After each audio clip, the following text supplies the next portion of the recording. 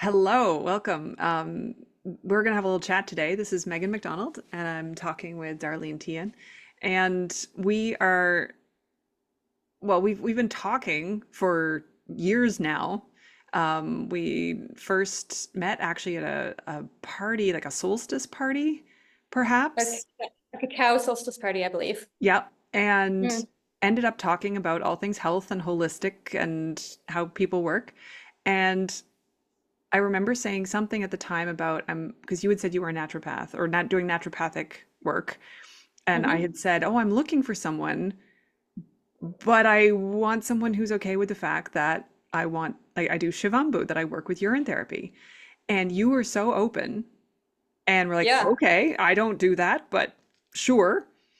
And then I ended up working with you as from a naturopathic perspective a little bit. And you were at the beginning of your PhD, is that? Yeah. So I think if I remember right, your family was giving you a bit of grief. How could this be healthy? You know Yes. what I mean? And you needed someone to verify that you were healthy or not healthy. And so I gave you a full checkup and I checked your vitamin mineral levels. I checked everything. I checked I don't think I was doing blood work at the time, but I checked out to see everything and found that you were very healthy, which then got my gears turning of how much you were doing and how healthy you were. And that led me into reading more. So I'm like, I had read about it before, but never found anybody who did it. So I really didn't know a whole lot on it, but I was very open to it because I had read about it. And then once I checked you out and you were, in amazing health, I went and then read further. Yeah. And that was so helpful to me because I was able to say to my family, my protein levels are in the middle of normal. That was the biggest thing they were worried about because it was like I'd gone Where do you get vegetarian. protein from? Yeah, I'd gone vegetarian. I was towards the edge of like vegan a lot of the time. And I was like, Yeah. I don't feel like I'm lacking anything, but it worried them. And so that was Right. a big thing. So I had started my PhD, but I had started it on a different topic. I had started on neuroplasticity, and from my reading, ended up changing my topic 4 months into doing all this research. I ended up changing my topic, which was crazy at the time. Um, and I had to get my new topic approved, and my advisor was very excited. Yeah. And so the new topic, how would you can give the title or you can give your version of what it means because sometimes PhD titles don't tell are long, Yeah. but They're a bit long and boring, but basically is, how does urine therapy affect the liver and the body? So I had to get a little, I chose the liver because the liver kind of takes the burden of everything that happens in the body. And I had to get a bit more specific than just this person's healthier. I needed specifics. So if I could, prove that the liver was healthier, then everything can, uh, go from there, and then the whole body can retain its health. yeah, yeah, um, exactly. So that even if um, any improvement in the liver is going to help all the other organs to work better. absolutely, because yeah, the liver's the king of of all the organs, and when that is clogged and sluggish and things aren't working right, then everything just kind of goes from there. Yeah. The gallbladder has issues, the kidneys have issues, and it's usually stemming from the intestinal issues to begin with, and which then causes cellular issues and blood issues and toxin load, toxicity, and on and Yeah. on. Yeah. And I mean, I say to people quite a bit because in the work that I do too, and I just did liver cleanse and a workshop, and I'm coaching people through a liver cleanse right now, and we might come back to that later. But I often say about the organs, why do we want to do one that's focused on the liver? And it's because Mm, a machine can do dialysis on your kidneys, not forever, but a machine can do the work. You can live without a pancreas, you can live without a gallbladder, you can live without most of your intestine, or even all of it. It's not ideal, but you can keep living. You can get a pacemaker for your heart. There's all these things, and but the liver is one of the organs that once it is sick, beyond the point where it could, sometimes they can cut part of the liver and it will regenerate, but if it gets too sick, they can't do anything. And there is right. no machine that can do the work of the liver because it does. Now, I've heard over 200 and I've heard over 500 different things they know the liver does, and they don't know how it does it, and they don't they can't replicate it, but it is so complex. It's more like our brain in terms of its Mhm. complexity. And so there's no machine that can replicate what it does. There's no, you can't get insulin inserted into you. You know, it is its own mystery. Right. So in allopathic medicine, the only choice to do next is to have a liver transplant. That is the last case scenario, you know, in final stages. And, you know, that can work and that can keep you living, but what expense to the rest of your body? And it's still not getting to the root of the issue in the body to begin with. Yeah. Um, So to your PhD, in that sense, you devised a simple, really, it was a simple way to get a data set from participants. yes, And so yes. tell us about that because I mean I know about it, but you how many people did you have? That's what I do forget. How many people did you have? Uh, so I started with, I needed at least, you know, 10 to 12 people. I started with 17 people and I ended up, I think, let me look back. Uh, I had 12 people finish. Okay. Yep. And, you know, the reasons, you know, and this is the reason you start with a bigger because things come up in people's lives. So a couple of people dropped out because they had things come up. I Yep. only had one person who I had to say, no, you have to stop. They had a history of cancer and, you know, the urine was detoxing them too fast. Mhm. And I think they weren't as clean as they thought they were at that point. Because what I chose was I chose participants that were healthy. I chose participants because I needed ones that didn't have, because then I would have to specify what disease, and everybody would have to have the same disease if they weren't healthy. And, you know, finding everybody with a specific ailment and, you know, becomes harder in a small study like mine, in order to have the results Yep. be consistent and equal. Yep. And this also is just so for people who are not familiar, there's when you work with Shivambhu, and I'm using the word Shivambhu because it's the Sanskrit word for urine therapy. Lord Shiva and Ambu, waters of the body. So it's holy water, divine water, water of awareness, different ways to say it, but that's that word. And then we also say urine, we say Orin, we say plasma because it's your filtered blood plasma. So there's different words you may have heard if you're watching. Plasma ultrafiltrate. Yep. So there's different ultrafiltrates in the body. So your Mhm. cerebral spinal fluid is a plasma ultrafiltrate as well. But in this case, so blood plasma ultrafiltrate is also a scientific word for urine. Um, Mhm. and there's fresh, there's using fresh, and there's using it topically, and there's using it internally. And then there's this process of evolving, aging, fermenting. There's different words that are applied to it, but you basically put it in a jar, leave it alone, and let it get older. Let it sit. And people know from experience that it makes it more potent, more efficient, more effective. It has other healing properties that the fresh doesn't. And among those is it's more alkaline and it has a higher negative ion charge. So I'll just throw that out there for people who might not know, because what you picked, Mhm. you asked people to work with like very lightly evolved.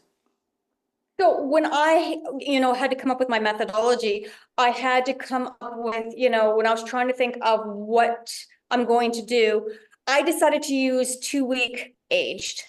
Um, 2-week age across the board. So every day they had exactly 2-week aged urine. It's not that people have to do only 2-week aged urine. It's because for my study, I had to keep it consistent Yeah. in order to have consistent results. And 2 week So old aged is also easy for people to achieve who've never done it. Whereas if you said everyone needs 6 month old, it would delay the whole mhm. process and it would make it more complicated. And yeah. Right. And because, you know, the longer it's aged, the stronger it is. And I didn't want people to, I wanted people to have healing results and not have too much detox that they're going to have to drop out either. Yeah. So there was that what I was working with too, that fine balance of healing, but not overdoing it. And what would that look like? And so I gave, I sent people home, you know, with a bag full of little pee cups, that they were all labeled with every day that they were going to pee in it so that we could standardize, you know, which days they're going to take from those pee cups and which days they're going to pee into each cup and which day they're going to take from each one Right. after. And so when before people started, you did a full workup on everybody. Yes. And you were doing, Yeah. So go ahead. I checked all their vitals, I did all the standard testing. I checked their live and dry blood analysis. I, checked their blood pressure, the heart rate, then asked them questions like, how are you sleeping? How, you know what I mean? What's going on? And kind of got just a general idea of their diet, didn't go too deep into it, because what I wanted them when they signed the agreement to come on with me for, because it was a 6-week strict where they couldn't start any new regimes. Well, it ended up being 8 weeks where, you know what I mean? Because there's 2 weeks that they started, collecting the samples, and then 6 weeks after they collected them that they, had to start using them. And then I had to check them afterwards. Yeah. Um, And you checked them in the middle too at some point, right? Like, yeah. yeah, so I checked them. I checked them many times. I checked them at day 1, day 36, day 58, day 72. And then in the very end, I realized, and we can go back to this later, but I realized that people long after the study had stopped and they had gone back to not injecting, because I didn't want people to inject right away after, that they were still healing. So the ones that were able to come back, so there was 2 or 3 that I was able to get to come back long after it. And test them again, because what I realized is people were still healing. Like 4 months, 6 months after, they were still healing. And this I did not expect to happen. I expected, so I had left not enough time in between their last session and rechecking them. I left only a couple weeks in between that time. So I checked them on their last day of injection, and then I checked them 2 weeks after. And then I realized I had to go back and continue to keep checking them because they were still healing. Things were still happening in the body. Yeah, amazing. So part of it too, then, so you set them up, you test everybody of a baseline, and then you say, don't change anything. Don't change your diet, don't change your exercise, don't change your rhythms, don't change what you do with your life, except I remember you saying breath work. You gave them some breath. Yeah, so I had to have a place for energetic release. So I did give them breath work to do morning and night regime so that they could energetically release what was happening in their body. Yeah. I felt like if I didn't put that into my methodology and the whole program, then they would come up with detox problems and they wouldn't be able to finish. So I found huge increases after, the breath work in their breath, in their capacity, in their, in their overall well-being. Yeah. And you could say that, there's been many studies done on breath work. You can say that's from the breath work alone, but it's also a way to release the energetics that are coming out in that healing process. Yeah. Well, and it sounds too like if just in the off chance someone said the urine didn't do anything, it was all the breath work. It wasn't enough Right. breath work to change someone's entire physiology. Right. So breath work would maybe account for some of the changes in their, lung capacity and different things like that. But breath work wouldn't change, it can change some pH, but it wouldn't change it in 6 weeks. It can change, it wouldn't change what's happening in the liver. It wouldn't change the inflammation in the body. It can change some, but not in that short a period of time. Right. Yeah. And so then what happened? So as you went through the study with them, as you said, like a couple people stopped. There was one person you said, okay, that's enough for now. This isn't like it's not going to work for my study. So you can ease off. You're having detox. When you got to the end, and so a finding across the board was about inflammation in the liver. So talk about that. Yeah, so there was definitely a significant decrease in inflammation, a significant decrease across the board in pH, or increase depending how you look at it, because most people are acidic, so it would be to a neutral level. A decrease in acidity, increase in pH. There was people were feeling calmer, more relaxed. The quality of sleep had increased. Um, they weren't feeling as on edge and anxious in our busy world of everybody, racing around, doing all their individual lives and their individual families and their individual things. They were, able to function better Mm. in their everyday. And so for my study, I chose people that were in between 35 and 55. And the only reason I chose that range is because I was just looking to keep it consistent and keeping it smaller demographic. So, this study is basically a small study so that hopefully, a bigger company will take it on and leap off of it that has a bit more funding. So they can do a broader, because there's so many different directions you can go in when you do a study and so many different demographics, but I had equal amount of male to female, I had, checking all that out. Yeah. So then, So yeah, go ahead. yeah, no, I was just gonna say, just narrowing it down. I just had to narrow it down for this small study. And I'm hopefully more people will take the lead and take the study and they can jump off of it. Yeah. The biggest challenge to doing the study has been a lot of the research, has been, I don't know if it's been wiped or disappeared, but I know different people have done different things. And this is, a 5,000-year-old Shivambhu practice. And why is there no research on it out there? So in citing my research and stuff like that, that has been very challenging. But I can find in any base level research, you can find, yes, we know urine has this nutrients in it because that's been studied before. The nutrient profile in urine has been studied. It knows there's stem cells, there knows there's this many vitamins, this many minerals. That's, I don't have to prove that because it's been proven before from that research. Yeah. So, there's so much I can leap off of, but at the same time, not specifically Shivambhu. It's more in other directions to say, yes, this has, some potential. Yeah. There, more recently, the University, Wake Forest University in the States has been publishing more things like 2018, 2019, 2020, 2022, 2023. They've got more things and they're studying urine, but they're also taking specific pieces of it and studying it. So they're not getting people to drink it at this point, but they're studying aspects of it. Right. So, and that's what we're talking about too. Like urine is one of the most studied things on the planet, but it's usually studied because it's collected and then an aspect is extracted and that aspect is studied. And that's not the same as a bunch of people applying it to their skin and then studying the people. And that's what hasn't been done. So just so again, like, and so all the research that we have on people doing it, because there's millions of people in the world who do this. China alone is a country where so many people do this practice that there's millions of people doing it. That's not the issue. It's that we're not studying them. So, and for your purposes too, you were trying to find people who'd never done urine therapy. And it's hard to get a bunch of people who've never done it to all agree to do something which is culturally taboo and seen as weird. And to get them to agree, in this case, to, I'm realizing you said they were going to pee it in cups and they were going to use it, but we didn't actually say how they were using it. Right. And so so this is, I chose to do it rectally for two reasons. One is first, because it's culturally taboo. And the second reason was because I didn't want any digestive problems to interfere with the drinking of it. Yeah.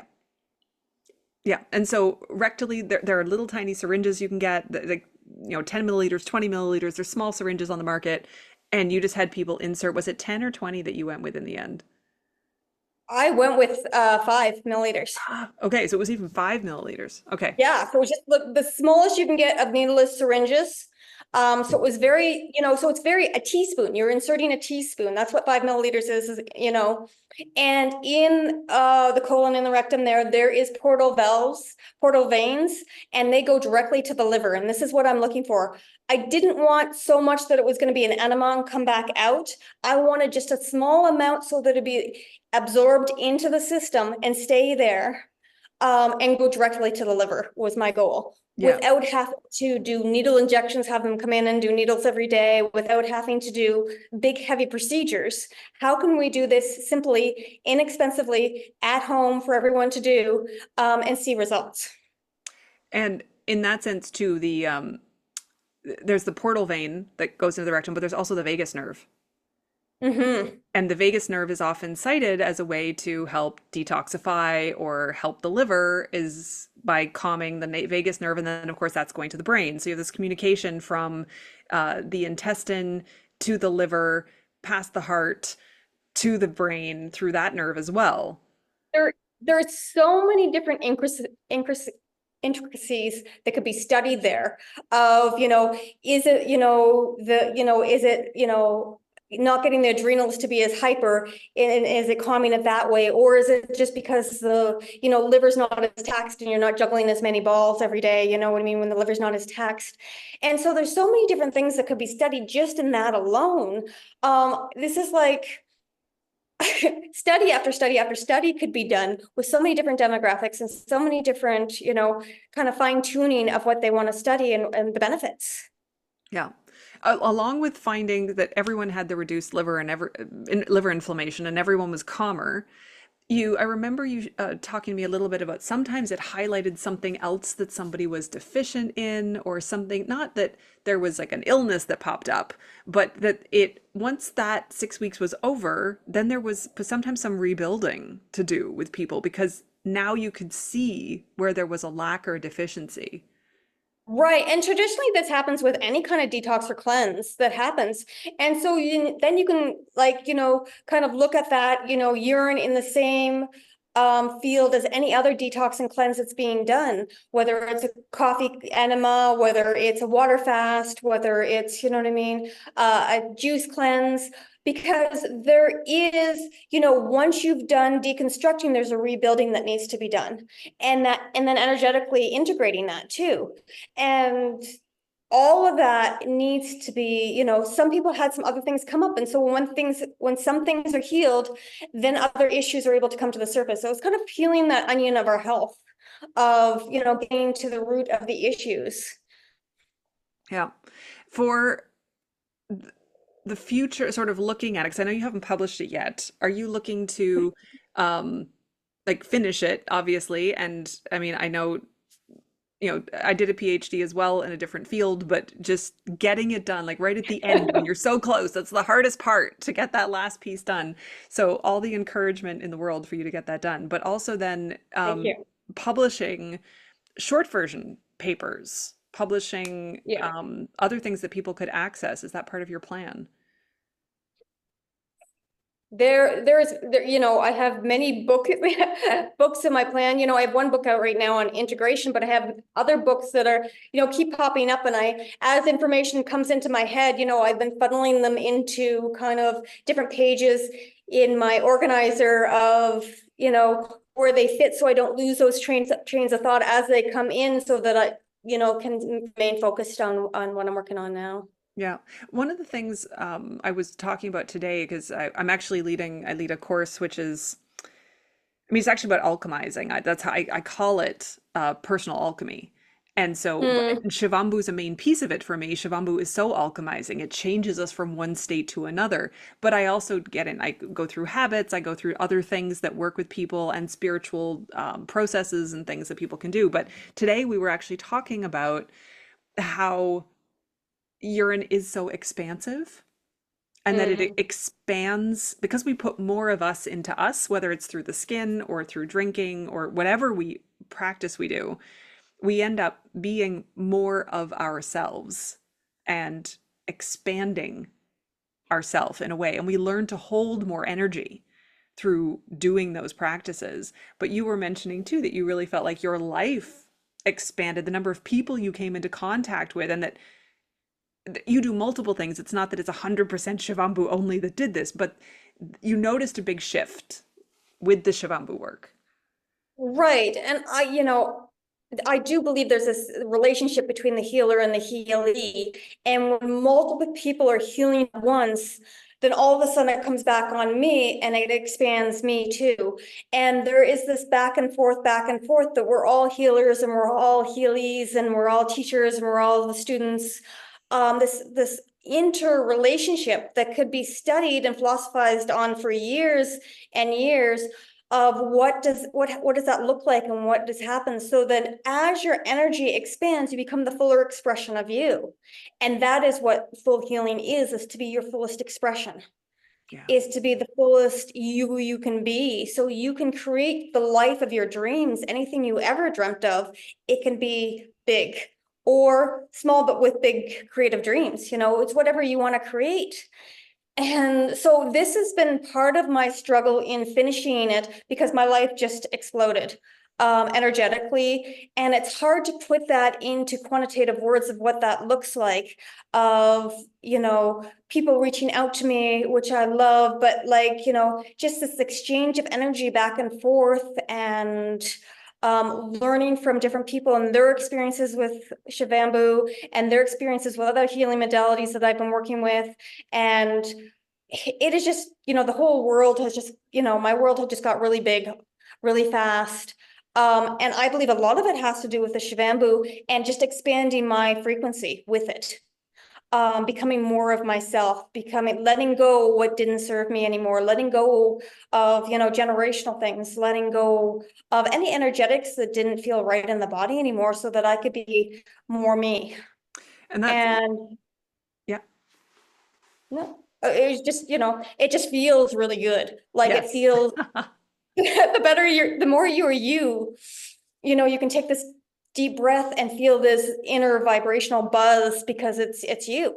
Yeah. And that's one of the pieces that we come back to a lot, is that sense of there's, for people who are new to this or who haven't experimented with it as much, we start in the womb and we end up the fetus or zygote, whatever it is at that point, around between week 8 and week 10 starts to pee. We have a bladder and we start to pee, but we still don't have formed sinuses or eyes or a face. Like, we're not us Right. yet. Mm, And one of the growth mediums in the amniotic fluid is our urine. absolutely. And before we start peeing, the mother's blood plasma, ultrafiltrate, goes Which is in. for urine. Yeah, but it doesn't go through the kidneys though, because just so that Yeah. people understand, Right. the blood plasma ultrafiltrate the blood plasma has to get in before it hits the kidneys. So that goes into the amniotic fluid from the mother. But that's in there first. And once the fetus starts to pee, the mother's blood plasma isn't needed anymore. So then the baby's blood plasma ultrafiltrate takes over, and our urine is part of what forms our body in the womb. It's part of what allows the cells to grow, for there to be stem cells in there so that we can grow off of those, all the minerals, all the ingredients, everything that we need, over 3,000 ingredients that we know of, ingredients, chemicals, metabolites, different words to put on that. But these are all studied there, that we know they exist from scientific studies, and that's where we start. So there's this aspect that I find fascinating where it's like our urine precedes us. Mm, It exists before our body is fully formed, and according to a whole lot of spiritual traditions, our soul has not yet entered the body. It's actually very similar to a seed. A seed is the essence of the tree or the plant it's going to be. And so it is life and it gives life. And it's that cycle of life within it. Hmm. And Yeah. And so there's this, just when we think about it, it's not that our body existed and then we started peeing. right. It's like we start peeing along the way, but we aren't done yet. And Mm-hmm. it helps us become. So if we think about that, once we leave the womb, why would that be any different? Why would that function go away, that it helps us to become who we're being?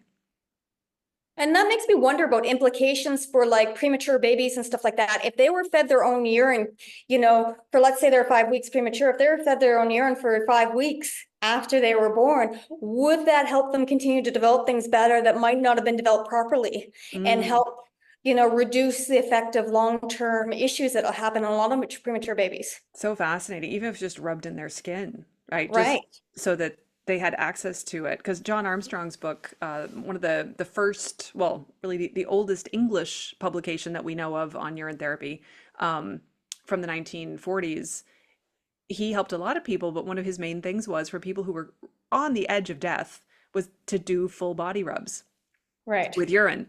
And so that's really interesting to take it to the teeny tiny people who Mm-hmm. are new, but to say that in the womb they had access to this, and they're born and it's taken away from them. Right. Yeah. Right. what would be the effects if they were given their own urine?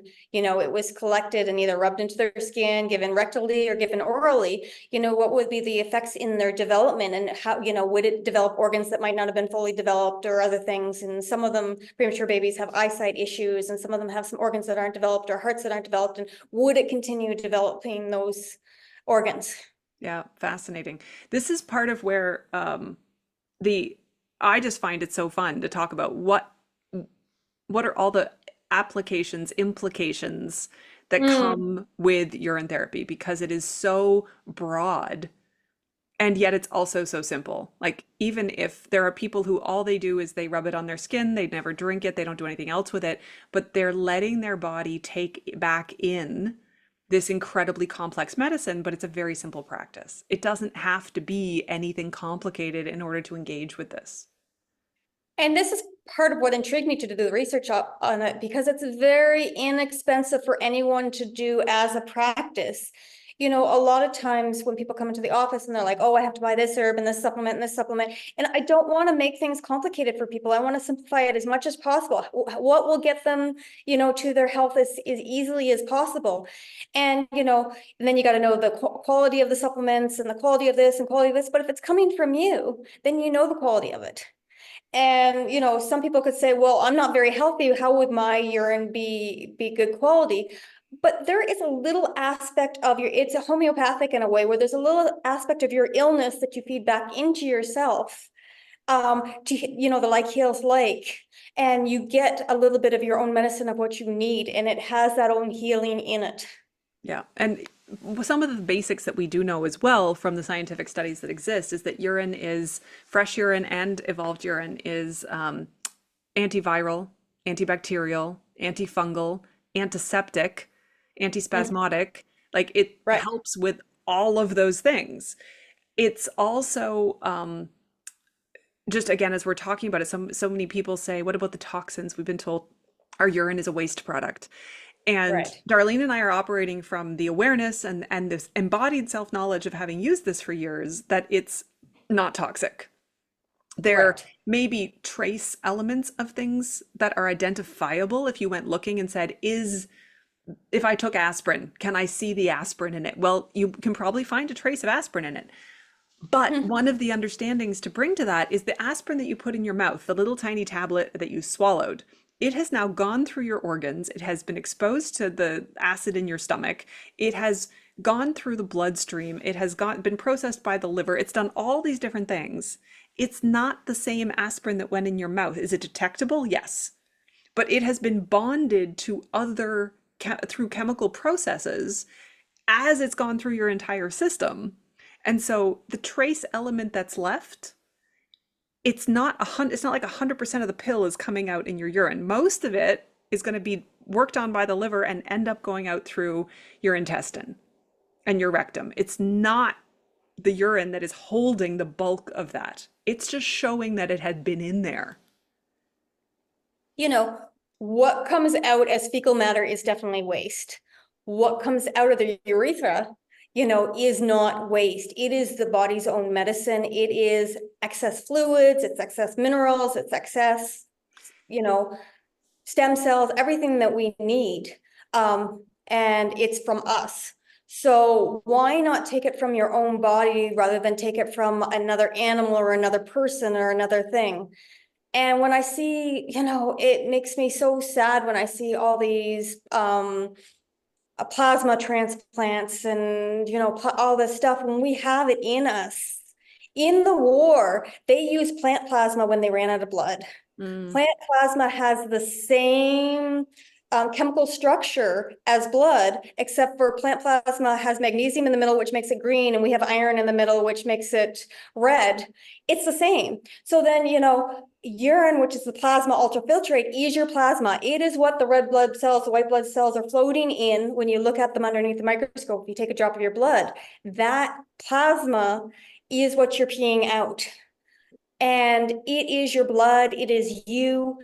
And to take that back in, if you are short on blood, if you cut yourself, and you're bleeding out and, why not take in your own plasma rather than take it from somebody else's that might not match with you? Yeah. And I mean, even just to the point, nobody can see this now, but last week I was peeling a cucumber.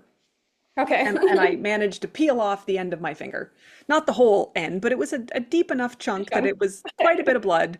And it was deep. And it was one of those things where you look at and you go, I don't want to see that much of the inside of my body. Thank you very much. And I immediately put my own Shivambu on it. So my plasma. And Yeah. I kept it covered for 24 hours. And then I kept changing it, but just kept it wet for 2 or 3 days. And the skin is, well, it's really hard to tell, but It's all healed, yeah. You can't there's barely see it. yeah, like there's a tiny bit that's a little darker pink, but there Mhm. when if you run your finger over it, there's no line, no scab formed, nothing happened. Whereas, and that was a pretty deep cut. Like if I hadn't done anything, it would have really been painful. Whereas this little sucker was a tiny abrasion. It was like I think I just my hand went by. It could have been a piece of cardboard. It was a surface level, didn't bleed, but just was red and it was upset. And I put a little bit of Shivambu on it, but I didn't bandage it. I didn't keep it wet. Okay. And Mhm. it So dried turned, out. it dried out. It got a scab in the middle. It's itchy. The edges are dark red and raised. Like it's healing, but it's doing it in an uncomfortable way. And Right. I've been putting Shivambu on it now, like at night, but I don't have it on right now during the day, and I'm going to Mhm. put some on later because it's so uncomfortable. And this tiny little abrasion that was no big deal is going to be a bigger issue for my skin than this piece of finger that I took most of the end off of. Yeah. Because this one I put Shivambu on. Right. And last spring, I was doing some spring cleaning and I was outside shaking out a mat and I got bit on my inner leg by a big wasp. And I had a pretty good sized welt. But I had some aged urine. So I went inside and I got my wife to bring me the bottle of the aged and I put it on a cloth and I held it on it. I held it for 2 to 5 minutes around. It stopped stinging. And I took the cloth off and I went on with my day. It didn't hurt after that. A couple days later, it started itching as it was healing. And so I just took out some more, put it on again, and it stopped and it was all gone. So what would have taken somebody out of commission for the day, all I had to do was stop and, apply some first aid to it. And it totally healed it. Yeah. And these are the the individual stories are based on experience. And we understand that we're talking about something that can seem odd, it can seem taboo. Our culture has not, you know, encouraged people to work with this at all. Especially the first things we're told as babies is, ooh, yuck, don't touch, dirty, anything to do with coming out of our, between our legs or in our bum. It's like, don't touch, bad. But babies don't know disgust. We teach it to them. And so we understand we're talking about something that we all have been indoctrinated. This is bad. But and you can only learn through personal experience that your body Right. likes it. That's the only way is through personal experience. I've been doing Shivambu practice, urine therapy practice daily for 11 years now. And you started what, 6 years I ago? started right after I met you because I was so intrigued. What I did was I ended up trying all these different methods on myself so that I could come up with the methodology of what to do with my test once I knew that's what I wanted to change it to. Yeah. I started trying everything on myself. I drank it, I injected it, I put it on my skin, and I'm like, what am I going to do? And so I used myself as the first guinea pig. Yeah. To see how much caused a reaction. You know what I mean? If I put 50 milliliters rectally, is that going to cause a reaction? And, I would feel dizzy and I would have to lay down. I'd be like, oh, too much. And bring it back. But yeah, I mean, I think it was at least 2018 when we met. I think it Yeah, was about there. So that's like it's 6 years. Like we're right. talking for people again just listening, like these are years where we have Yeah. experience and we can say over and over again, this has helped us. Yeah. And it does lead to some expansive experiences, like you saying 15 milliliters led you to be dizzy and you had to lay down for a minute. And so Mhm. you figured out what would be good for people starting. And so also people might hear, you're saying detox symptoms and what else can happen. And ultimately this is a powerful medicine. And I always Mhm. say go slowly and observe, don't rush towards evolved or aged either. Start with fresh. Learn how you're going to communicate with your body. Don't dive in too deep right away. Now, I mean, I say that not because that's not to scare anybody, but I've worked with hundreds of people Mm. now. And Yeah. occasionally there's someone who dives in and they have a really big detox response and it puts them out of commission for a few weeks. I would have to say that's the biggest thing that I have with people that have been, getting in contact and working with me from around the world is they have some serious health issues. And so they're the type of people that have tried everything to try to resolve these health issues. And then so the next step is Shivambhu, and it works a little bit at first, and then all of a sudden they get sicker again. And they're like, what am I doing wrong? And so they reach out and they're like, what am I doing wrong? And so I have to kind of back them up a bit, and saying it's great that you're doing this practice, but it's too much too soon. Your body's in a fragile state right now, and we've got to build your digestive system. We've got to build some other things back up. And so, but you can do it topically. We can do other things in the meantime. But to drink it if your digestive system isn't working, or to inject it if your liver's too overburdened with toxins, is too much. And so this is one of the things too, where you need to, if you're going to work with this, read the books. There are some great books on this.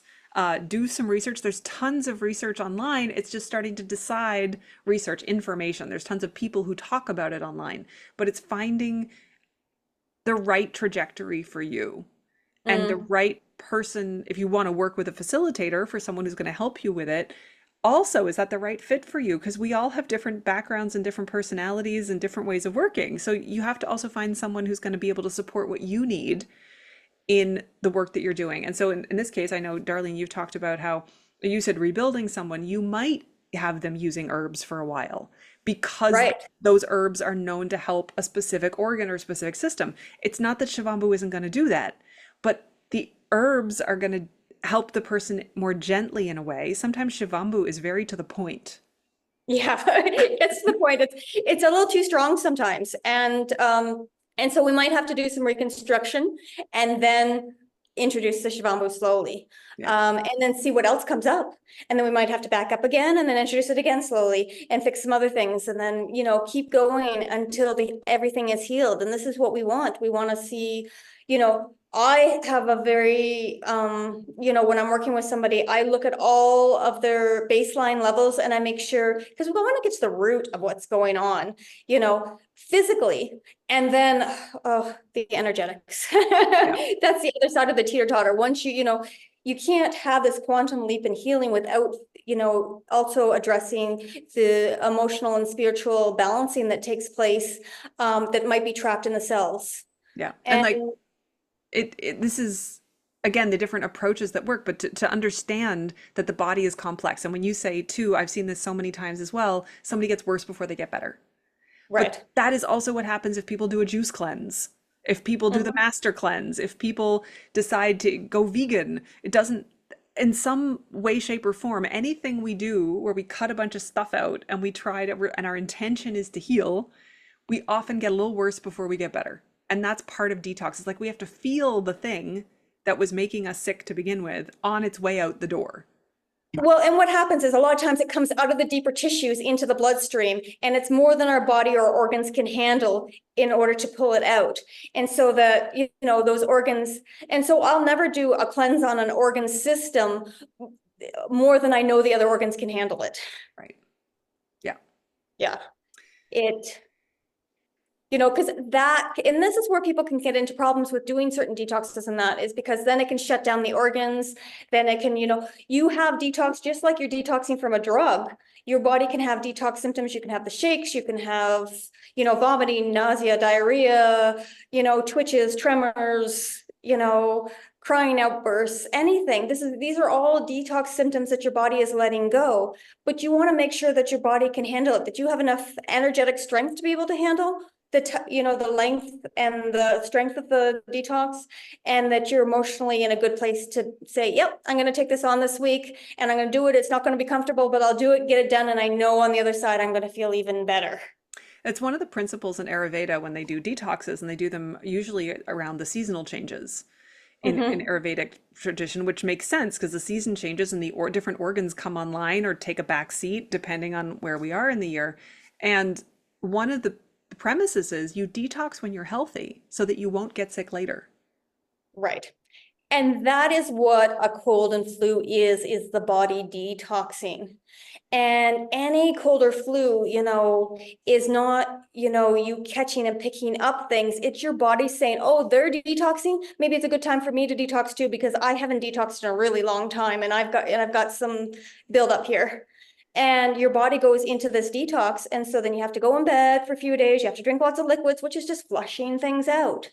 So, when I see it on the microscope again and again, in the live blood, there's no viruses floating around. It is red blood cells full of toxins. It is toxins floating around in the plasma. There's heavy metals and graphene oxide and all these toxins that build up in our system.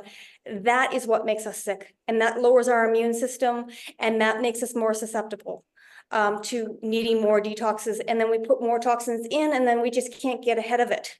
It's like debt on a credit card. Yeah. Yeah. And this work is also, in that sense, one of the things I've discovered about working with Shivambhu, it's a cumulative process. So over time, you do some practices, you work with different systems, you become more aware of a layer, you peel that layer, the next layer comes up, you work with that. But over time, you see a huge shift. So for me, for example, one shift was I tried fasting when I was in my early 20s, couldn't do it. I was in immediate pain. Like if I went by the afternoon, my body was like, where's the food? This isn't going to work. And I'd had digestive problems my whole life. Right. So my digestion couldn't deal with this. It was just too much newness. And in a way, knowing now that my entire intestine was inflamed because I was eating things that were causing inflammation, my body was probably starting to dump inflammation. And it was just like, I can't, this is a lot. This is too much. So over time, I ended up for me, the big thing was wheat. It doesn't mean that is for everybody, but for me, I came off of that first. 10 years later, I came across Shivambhu, started working with it. About a year later, I guess it would have been the first time I really drank all my Shivambhu, which was about 8 months after I started putting on my skin. I had 3 or 4 days where I just drank everything that came out. I looped everything in, and I got this detox. I had every symptom of every cold I'd ever had. I wasn't vomiting and I didn't have diarrhea, but I had my bones hurt, my skin hurt, my joints hurt, my eyes hurt. I had a headache. I had a nose, sinuses, throat. Everything was just in cold, like every cold symptom, little fever. And I basically just drank my Shivambhu. I think I ate a bit of fruit, but I had no hunger. And after that, I was able to fast. And when I look back at it, partially it was because I was now consuming Shivambhu. I was putting it on my skin. I was feeding my body nutrients and nutrition and hydration in other ways. And so when I started to learn how to fast, which still was like, I was unsure about how it was going to work.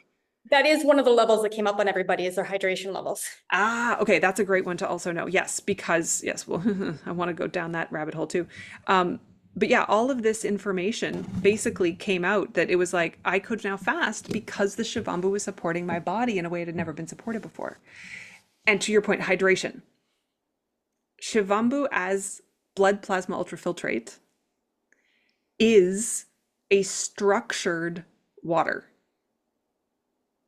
And the structure, now, again, we don't have anybody who's looking at it, but if you look at some of the studies on structured water, which is the I'm gonna get this wrong now. It's not H2O. It changes its form. It's a plasma state. Right. Dr. Emoto did the best studies on structure. Yes, but then Dr. Pollack has been doing them more recently in terms of looking at them. Yeah, Gerald Pollack has some great stuff on structured water, but he lists all these things, which are all the same benefits that people who drink Shivambhu talk about. And so structured water and Shivambhu are both, they're hydrating your cells at a different level. And if people don't understand what is structured and unstructured water, the reason that people are drinking water and people are like, and my clients come to me all the time and they're like, and I say their water levels are low, and they're like, but I drink these big jugs of water all day long. Well, is it chlorinated? Is it, been sitting in a tank for days or weeks or months or years? You know what I mean? Water is supposed to be in a stream flowing. Fresh water is supposed to be flowing. And when it's not flowing, it loses its structure. And this structure is, some of it's minerals, but it helps us absorb it better into our intestines. So when we drink it in and it goes through the intestinal tract, it has better absorption in our system because our body can recognize it as a usable substance. When it doesn't recognize it, then we just pee it right out. Right. And it doesn't get absorbed into the cells themselves, like it goes by them, Hmm. so to speak. I talked to somebody, the last one of the people who was working with me, who had all these deficiencies, autoimmune issues, and she was taking all these really expensive supplements and gels and different things. And when they would do her blood work, they would say, "Well, it's not there." And she's like, "Well, how can it not be there? I'm taking so many of these things." And what was happening was it was getting into her bloodstream, but it wasn't permeating the cells. Right. And And this is what, yeah, and that's what I look at when I'm looking at somebody is like, yeah, you're taking these supplements. Okay, let's see these results. And if I'm not seeing it, then I know there's something wrong with how they're absorbing. You know what I mean? So if it's not seen in the results, is it they're not taking it in or they're not, it's not being absorbed properly. If it's not being absorbed properly, then that's a digestive problem. That's an intestinal tract problem. You know, and then there's all these different issues that we need to look at. And that really greatly affects your health when there's that breakdown. yeah, And so if you can have structured water, which Shivambu is structured water, be absorbable into the system, then that's a whole game changer because most people, are chronically dehydrated. yeah. And with that uh, absorbing, this is the difference too. People say I'm drinking water, it should be fine. Water is H2O. Now, if it's chlorinated, there's chlorine in there. If there's other things that are being put in there, there's other things, but in its purest form, it's H2O, and that's it. Right. Shivambu has the potential of having over 3,000 different things in it at any given time. Like, it might not have all 3,150 or whatever today, but it's something is going to vary, and it's not 20 things. It's thousands of things.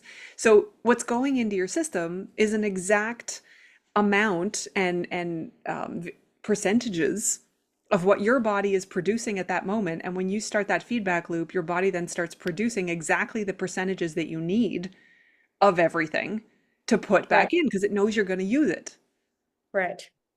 So Right. if you need some of the things that we need for hydration include sodium, potassium, magnesium, like those are important, but when they're produced by the body, which we know they're endogenous, we know they can be produced by the body. And if someone's going, how do you know this? I keep saying we know this.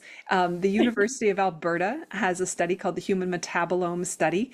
And in there, they have looked at all the different chemicals or metabolites in blood, cerebral spinal fluid, sweat, urine, and more. And you can cross urine, you can check urine and filter it just for those. And they have over 3,000 things that they have found in urine. And these are scientific studies that have been going on for what, close to 20, over 20 years. So this is not new information in that sense, and it is verifiable. Right. And, it creates those electrolytes that, we need to absorb. So those nutrient combinations create, what we know as for electrolytes and what athletes use because they get dehydrated quite easily because of all the workouts they're doing. We need those electrolytes, those minerals, those structures in order to keep our body hydrated. Yeah. So basically, we're saying it's totally magical, but also there's a reason behind Right. it.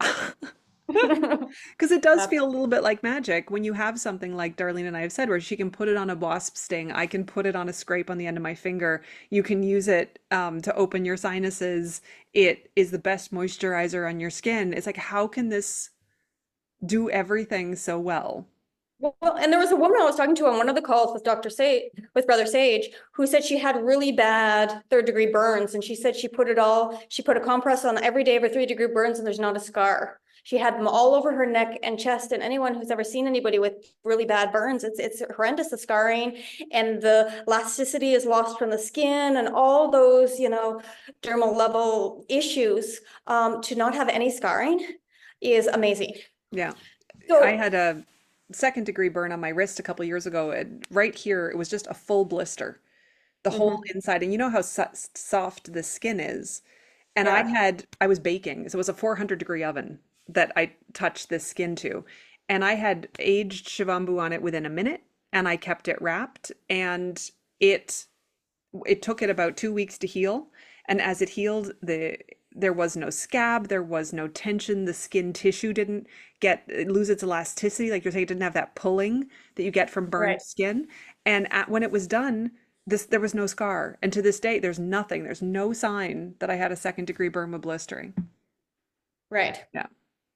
So I find it does work better on the immediate than trying to heal old wounds. It does work better, I still have some stretch marks, on my hips from having kids and, so, I do notice a difference in those stretch marks, but it doesn't like if I had done it, if I had known about it while I was, pregnant and all that and putting it on my hips every day, I think I could have easily avoided having stretch marks.